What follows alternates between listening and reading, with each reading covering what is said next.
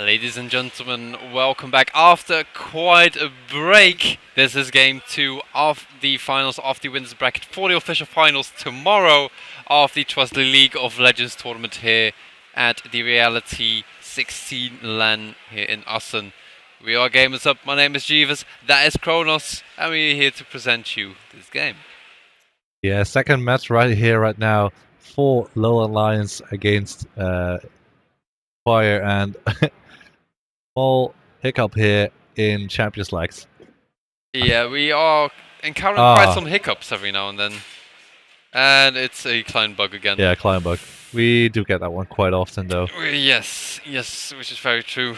No need to worry, though. Should be fixed quite soon, so we're gonna head up into the second game. I wonder if 1nspire is gonna get the reverse sweep again. They did it last time against AST. That's the one. So maybe they can pull it off once again. We'll have to see it. He'll be on blue side this time, so this will allow them to get the first pick. Maybe give them the opportunity to different kind of strat. We'll have to wait and see, though. Yes, and indeed the red side this time, and also wondering if there will be any shifts into the ban. We've seen fairly similar against each teams. Wonder if the Rengar will still get through, but I think it was more the execution that went really well than the champion being the issue. Yeah, maybe not the champion itself, but just Gerard is able to put so much pressure, but it doesn't really matter for him because he has Rexa, he has Elise, which are taken away already, and maybe we'll see the Rengar ban anyway because he had a lot of pressure with that one. But yeah, like you said, it wasn't the champion itself, but just his ability to be in the right place in the right time and to make those picks. And we are seeing Lee Sin and Fiora banned. Change in that one? No, I think it's the so same. far not. The last one was Jax. Yeah. Against Morse, so I wonder if that will come through again. Would not be surprised because, you know, the thing with Aurelia is like, well, I guess Jax and Aurelia are like both in the same categories, both dealable with when it comes to that split push, but I can say I'm more afraid of the Jax of Morsu, also with the buffs coming in, of course, on the Counter-Strike, where Jax has the Counter-Strike up quite frequently, and the Rengar ban actually does come through, so all the bans all focus on Kirai. Yeah, I wish I would remember what the last ban was last time. Because it doesn't quite come to me. Yeah, I don't know. We should write these down next time. I keep on forgetting because there used to be a way that you could find them back with like op.gg or you name it, but neither of them actually register the bans. But oh well, maybe next time.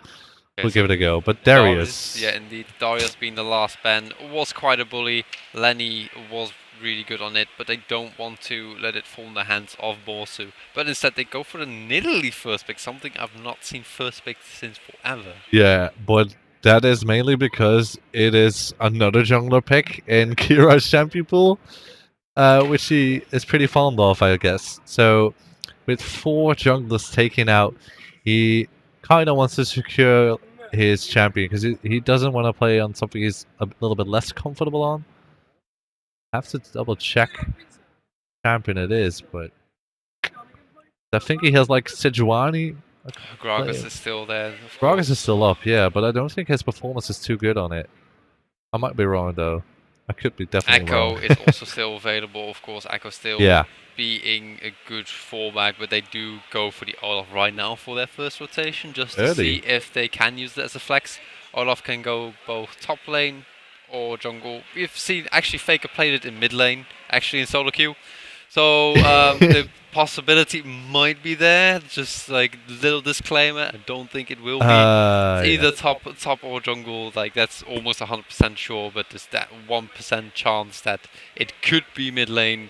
You never know. Like we've seen more funky stuff in the mid lane, but I also saw that Ash Hover, which would make sense to take that with the. Oh no, actually, never mind. Scrap that. I was actually going somewhere else. Anyway, they go for the Severe and the Olaf, so they do want the full engage with that Olaf, just being able to just straight dive onto the back line. Yeah. I was gonna call you out. Like if you're gonna pick, well, name everything viable what Faker plays mid. You can play like everything. It doesn't matter because Faker does it all. He doesn't care about meta whatsoever. But we are gonna see another Diana pick up this time. Um, so are we gonna see Diana Yasuo once again? I mean, for Inspire, I wonder though. It's because once again they have a Nidalee. Um, hmm, I don't know. They would be going with some form of poke comp. Poke comp. But they did go with the Diana and the Vayne, so they're more looking into like a snowball type of composition with some good scaling. But Lulu still being available, of course, will be locked in straight away. And Kha'Zix, actually. Oh. Wow. That's been quite a while since I've actually seen a Kha'Zix in the jungle, so like, I'm really curious how this will work out. Yeah, so I was just gonna take a sneak peek at Kirai. What can you tell us Couple about Kha'Zix. His Kha'Zix stats are not that impressive. He's 6 and 17, so 17 losses, that is, by the way. Yeah. His stats are also not that incredible, but I guess he could try, unless it is like a Kha'Zix top lane, without us knowing. Like, Kha'Zix top lane can actually be quite potent. Like, people should not underestimate that, but it's not really a good meta pick, because the thing with him is like he can still build tanky and fully rely on isolation damage. Yeah. So you've got like a tanky bug that can still somewhat assassinate people when they are isolated, which could be the case with the Vayne, because you've already got 2 divers within the Nidalee and the Diana, but I doubt it will be a Kha'Zix top lane. I think it will just go in the jungle. But it's kind of weird to see Nidalee and Kha'Zix in the same game. Yeah. Because they're quite snowball champions, right now at least, unless like you're really, really solid on these champions, so we'll have to see how they perform in-game. But we do also see Thresh Harvard. I just had an epiphany because it was Blitzcrank that was banned last time. Oh yeah, Blitzcrank.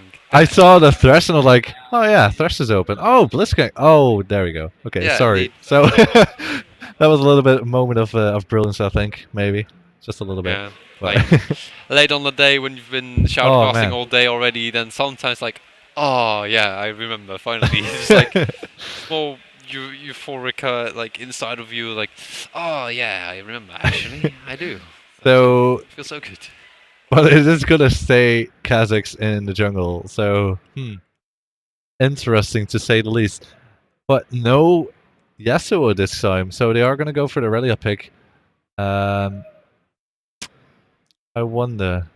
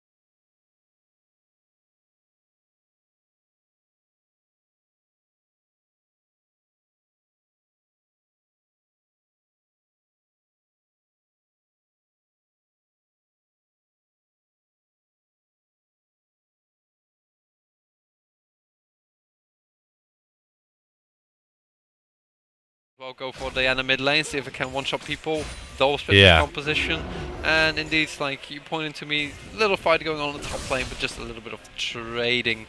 See that Kira is in the top lane, just trying to camp this one out. Like it's like, okay, so you're trying to camp on my top lane, maybe I can pull the same trick here, but does not quite seem to be the case. They just push it out. So instead, just to reset the minion wave. Yeah, because I mean, Morsu was having a happy time. They're freezing the wave in front of the turret, and there was no chance that Kira was gonna land a gank there. So wasted a lot of time. Spent there for at least a minute or so. So a bit unfortunate for him there. Kadir looking here in the mid lane, but has been spotted by the pink ward. Managed to clear it out though. So to clear off some of the vision here for LowLandLions. Like a fleeing cat, just jumps over that little wall just to get back to safety. Just that one last auto attack to take that ward down.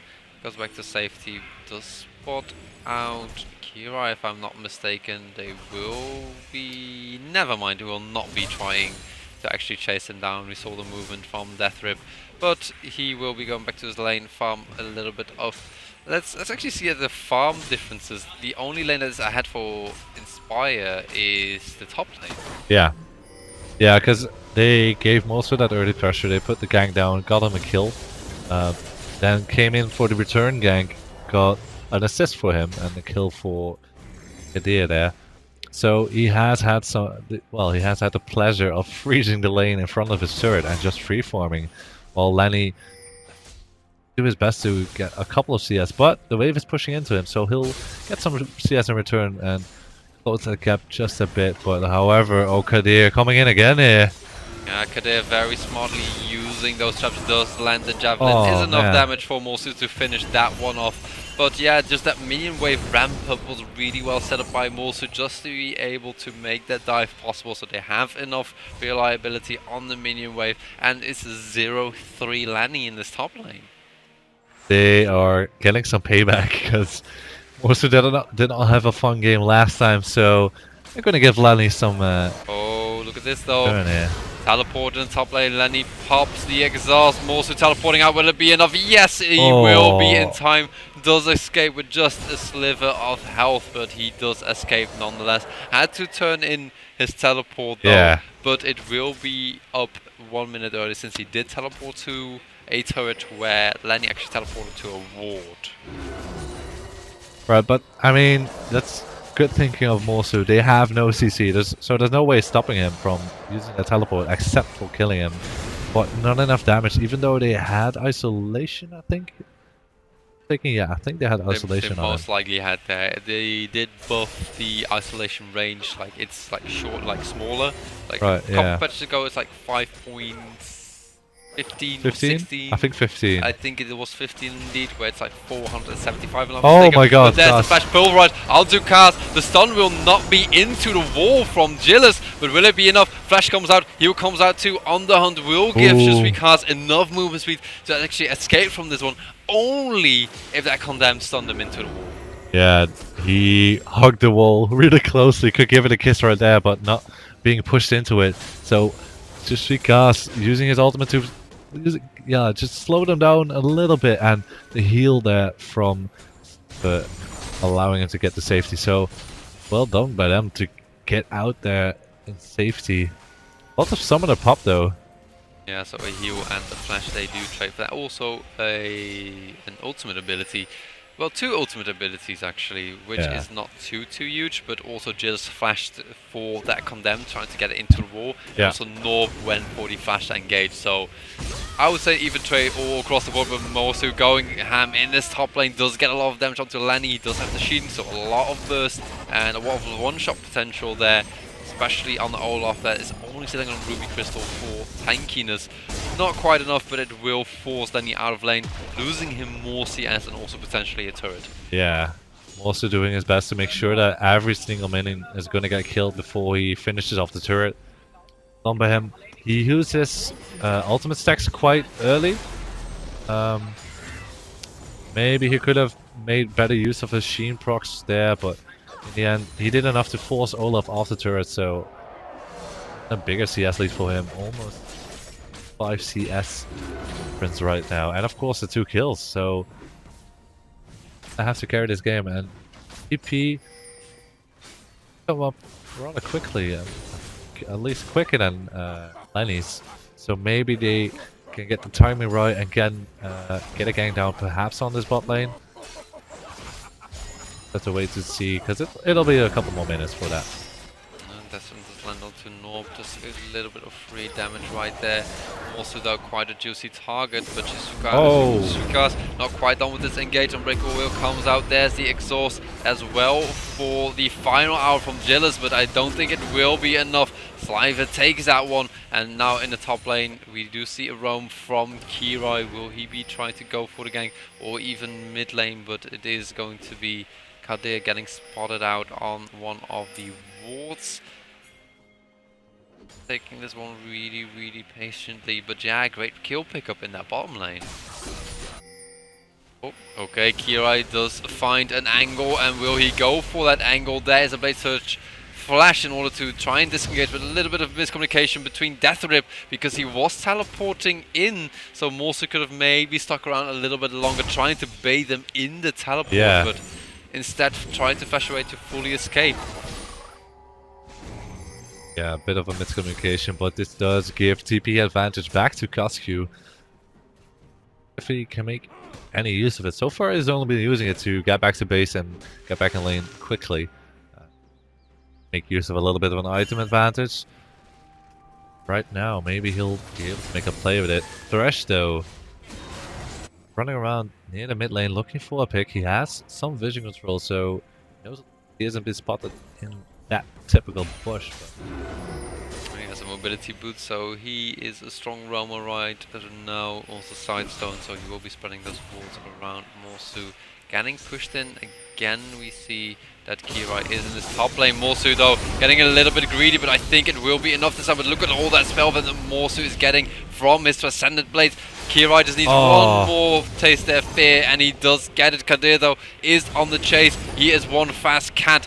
Pops down the trap to just zone people, but goes for the flash and the bite, and it will be enough to take him down. Now Koskyu teleporting in. Deathrip is there too, but I don't think a Koskyu can actually find a spot where he can hit Kirai and actually clean up on this one. Meanwhile, on the bottom lane, we do see the push going on. Fortress Recast and Sliver, and maybe, most likely, we'll be forcing out both Gillis and Norb. Yeah. One hit left onto that turret, so actually we haven't seen much of the bottom lane yet, except for a couple kills, but Sliver is so far ahead at this moment. He's 40 CS ahead of the Fayan. Of course, able to push out the lane pretty easily with the Boomerang Blades, and maybe they'll be Dragon or mid lane. That's indeed the strong point of Severe Thresh. They can shove in waves quite quickly, where Fayan and Alistair don't have that nice hook. hook. But on the hunt is there. Great run from Shishikaz as well. Deathrip, I think he is that himself, but there's the flash pulverize. A two-man. Sliver does go down to Morsu. Great teleport from Morsu in order to actually clean up on this fight, or at least pick up a kill himself. But it will be a 4v2 in this mid lane, and I think that LowLandLions will be able to pick this one off, but the 3-man knockup will seal the deal. See if they can get the disengage. But Morsu gets quite greedy on this one, but does survive. The heal comes out from Kadir too, so he will be able to just stay alive from this one and actually go back to base. Yeah, it's just because showing that he is on point with his hooks once again. Showed that he was a threat on Blitzcrank earlier, and now proving it once again on the Thresh.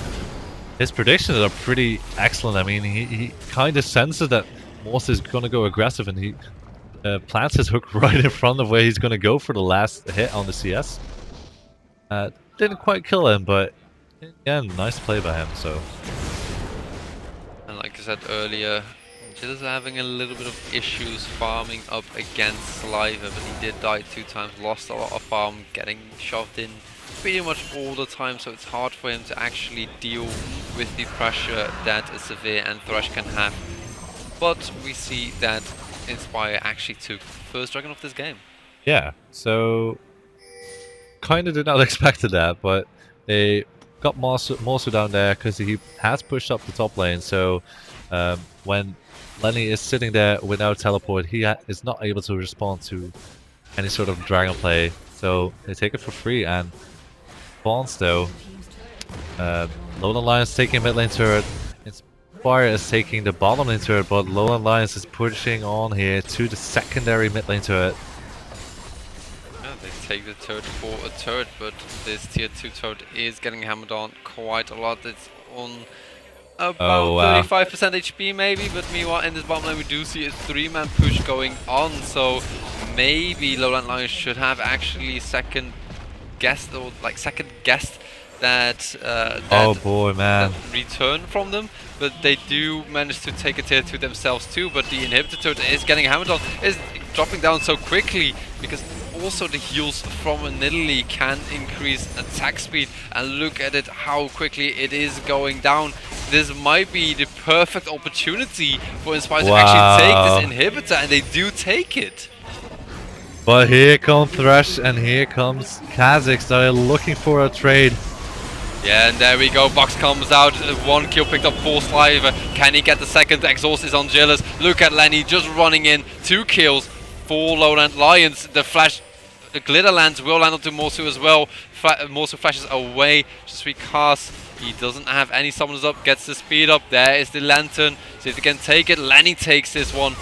On the toe, will it lend himself a lot of movement speed from the Phage when killing minions with the Transcendent Blades, and Morsu escapes from this one.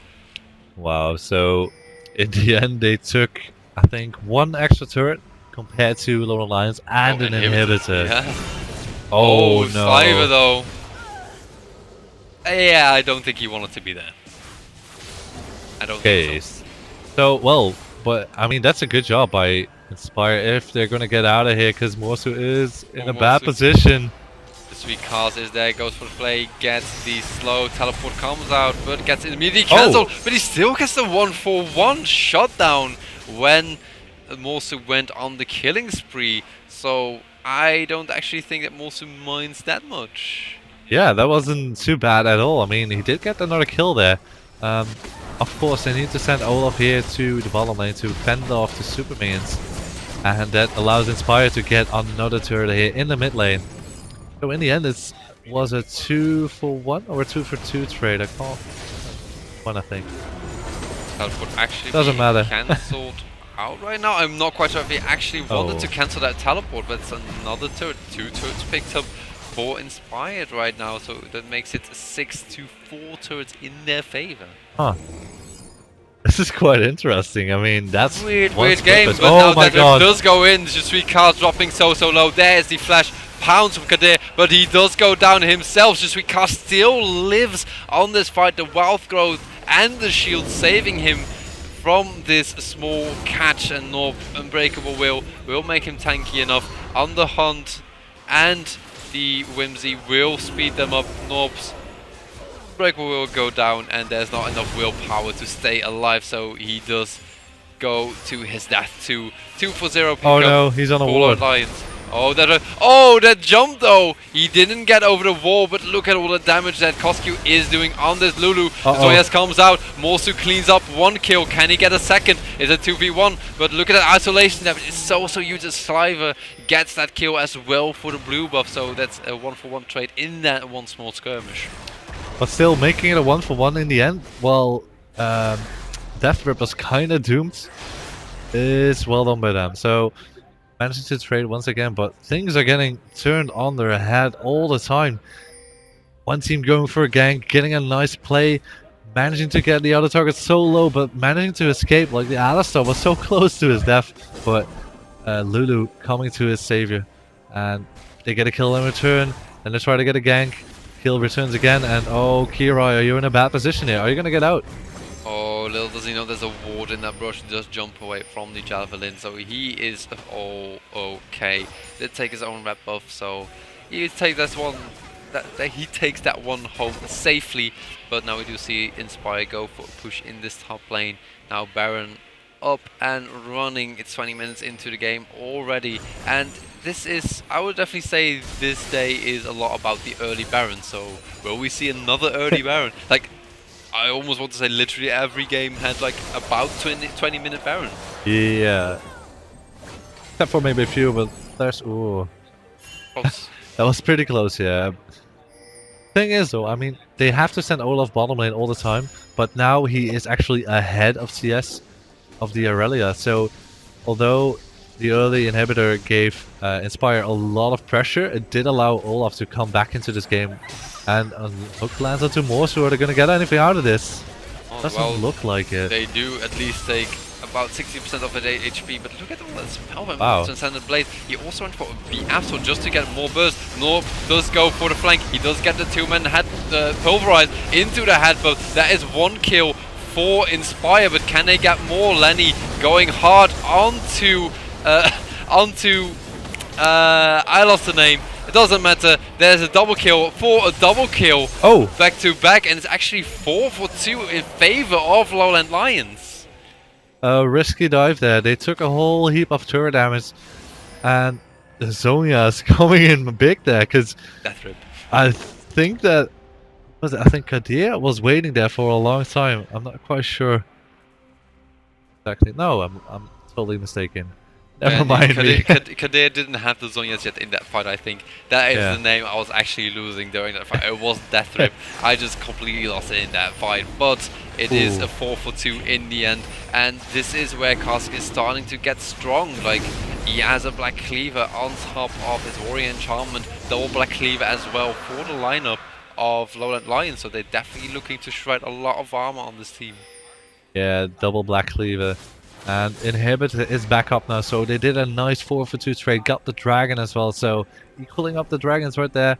And Fire is actually setting up here for a Baron bait. They're going to look for it. They're most likely just going to drop a ward over the Baron pit and see not doing anything at all, so Inspire not able to get another pick there. Yeah. The thing is, like, LowLandLions, though, even though they're behind in turrets and, well, they're at least even in dragons, they still have the gold advantage. Yeah. They still do. They have been farming really, really well over the course of this game. They still have at least 4 turrets. They're just 3 turrets behind. But this means, like, their comeback potential is really, really big when it comes to global objectives. Yeah, if they win 1 or 2 more fights, they'll be able to take back that turret advantage, and they get if they manage to equalize the turret deficit, it's gonna be a big goal lead for them at least. Exactly. The Baron dance. Yeah, we might possibly see a little bit of a Baron dance, and this is probably the first game where we will not see a straight Baron rush on the 20-minute mark, but there's a lot of fight for vision around that area. You can definitely see that both sides do have pink wards covered on their entrances. So now it's just going to be a matter, okay, who is going to get there first and see how much they can sweep around that area. And then the pace of the game will be starting right there, because both teams are really strong right now. Strong mid-game power spike for Inspired, but also still Goldie. There's the Death Hunter onto Death Hunter. They do not go onto Death Hunter because they know he has the Zonia's Hourglass. If you commit to that, you will get baited in by the Zonia's, and then the whole team of Inspired can turn onto you. Yeah, there was 2 match backup behind them, and 2 players of LowLandLions were actually in the top lane, so it would have been a 3v4 at the start into a 3v5, because the last player was coming up quite shortly afterwards, so not following up on that hook, and they actually had to blow the hunt to manage, well, to escape there and possibly dodge any necessary deaths. At least they do gain control of the topside river, sweep everything out, but look at Morsu.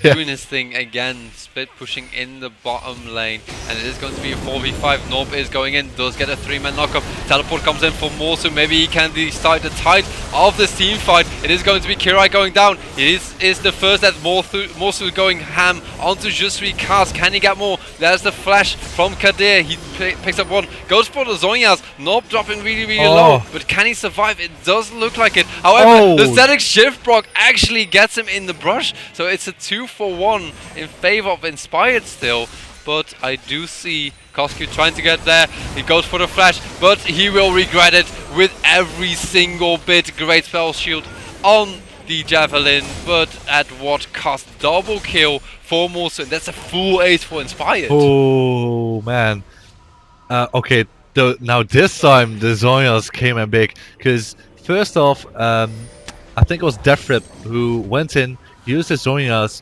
to deny them from focusing him down, so it gives a little bit of confusion, and oh no, Morsu, you're out of position. Is he going to win this 1v1 against Gerard? No, he will barely. not. Barely, and also the Thrash Lantern coming in for the extra shield in order to block some of that true damage from the red buff, but well, barely. Like, if you don't have Mercury Threats against already at that, stun will take like 2.25 seconds if I'm not mistaken. Let me just double check that. It is ridiculous, but does it say? Oh no, it just stuns instead. So no numbers so far for clarity around around the League of Legends client. But if I'm not mistaken, it is about a 2. It is a 2 seconds. Oh, it's okay. It is 2 seconds. Right. Okay, there still 2 seconds. Quite big with the amount of burst that already can do, especially with 24's Mercury Scepter, Mercurial Scimitar. Sorry, Scepter, Mercurial Scimitar, and also with the Rune King will be picked up soon. I'm also really likes these squishy builds on these carry type champions. Yeah. Because he wants to be the carry. Oh my god. Okay, so LowLandLions are setting up in the bush down below Fire. And oh, in comes the TP. Can they catch that card there? He still has his Zonias available. Does get it right on his last 10 HP, but does go down. That's the first pickup. Jumps all over the place. He gets the reset. Double kill for Lenny actually. So he might make a return into this game where he has been behind for such a long time. Did catch up on most of the farm though, but look at Morsu split pushing, trying to get something in trade of it, but will it be a base race? That is the question. Inhibitor will be going down. I think someone at least has to recall back. Oh no, it will be a teleport from Koskyu to actually stop Morsu, but Morsu is already recalling. Wow. I'm not quite sure. Yes, he does have vision on it, but does not stop the recall. Oh my god! Death sentence on max range, just on Gillis. Great catch from the street cast, and this is why he likes his hooking champion. He can make so many plays on this guy, and maybe this is also the reason why his Blitzcrank got banned out in game 1, just because it is so good. He can land those when it does count. No, Death sentence comes out, but does not have this one at least. But there are respawn timers on the side of 1nspire, so they will take the time to actually go recall, spend their gold, because everyone is sitting over 1k. Yeah, wow. Well played by them, getting that inhibitor turret down. So now we have 2 open spaces for, well, 1 spot for either team. And Morsu deciding to push out the top lane, but still had to kill the turret. And even without the response from Koskyu there with the TP, he would have had enough time to kill it anyway. So now 1nspire takes this little bit of free time to pick up that dragon, making it 2-1. But honestly, that second dragon will not make a whole lot of difference right now. No, and I think LowLandLions is completely cool with that. Like, they didn't give away a Baron. Actually, it's the Streetcast picking up 2 pink orbs for himself. The war dream right now is like, yes, gold. Give me that juicy gold to get more items, because it is still pretty important to have items on your support. It can give a lot of utility. But look at all this damage. It goes down so quickly. This is the power of double black cleaver and the isolation damage on Kha'Zix. It only took like 5 seconds to bring that Baron down. Ridiculous. I mean, and they sent Thrash into the mid lane, which was a bit risky because he was kind of in a risky spot, but to just make sure that 1nspire is not going to get into a position to contest the dragon or Baron whatsoever. So now they have the mid lane pushing, and they can set their eyes onto the top lane, get that outer turret down, cash that money in, and look for another inhibitor. 1nspire has to respect this. They cannot just try and teamfight this, especially with Morsu in the side lane. His teleport is up, however, so he can teleport back to base if he needs to.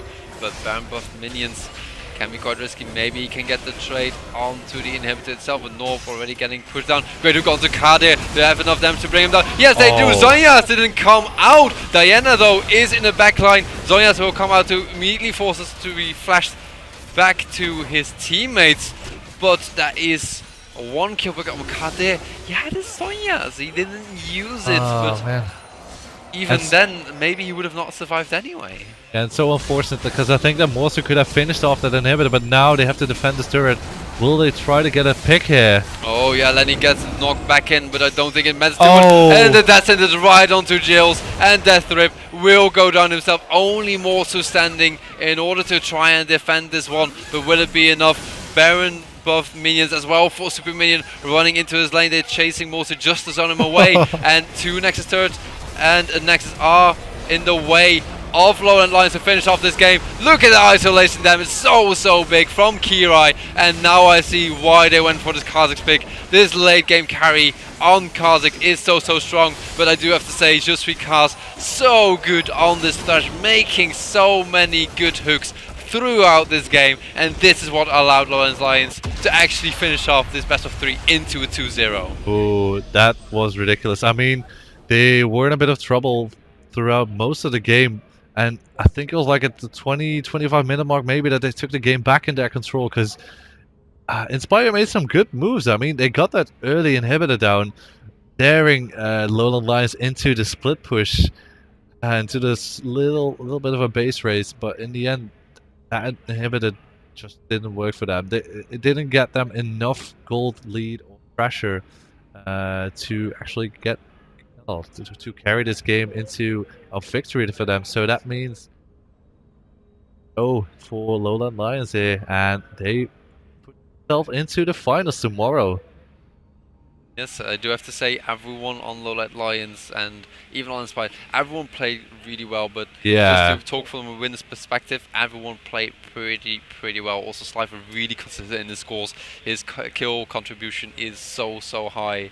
It's always up in the numbers. He's almost always having the most kills on the teams, at least in these 2 last games against Inspired. 11-3-12 on the Severe again, having a lot of influence on it, but my MVP definitely goes to Je suis Kha'Z. Like, these amazing hooks, able to set up these kills, and then later on they managed to scale, they managed to get the Olaf stronger, they managed to get Kha'Zix into a very dominant position too. They did contest the carry style that Inspired was using with one of their own and just go for the double teleport themselves and just out-rotate them, make these pick-offs, and just like finish the game just like that.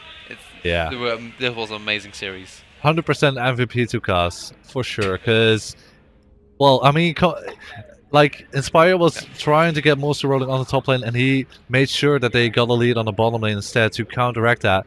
And man, late game, his hooks were just on point every single time. I haven't seen him miss like he missed like 1 or 2 maybe. I don't know, not that much at least. So definitely a good job by him, but by everybody right here. This game was excellent.